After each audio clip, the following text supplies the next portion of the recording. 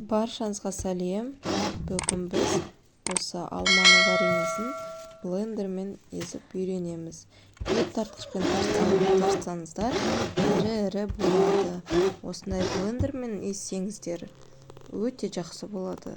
Мен ылғи жыл сайын осындай блендермен езіп жасаймын. Қантын барлығын салып аласыздар. Барлық алмаларды осылай езіп аламыз. Шашырауы мүмкін, абайлап жасаңыздар.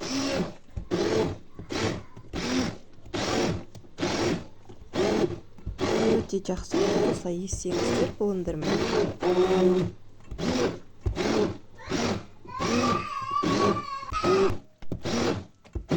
Жақсылап еземіз.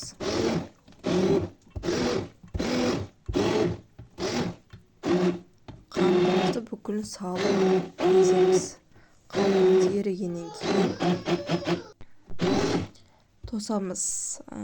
Қою болса, бір кеседе, шай кеседе салқын су құйып қайнатамыз. Тосамыздың көпірін отырамыз.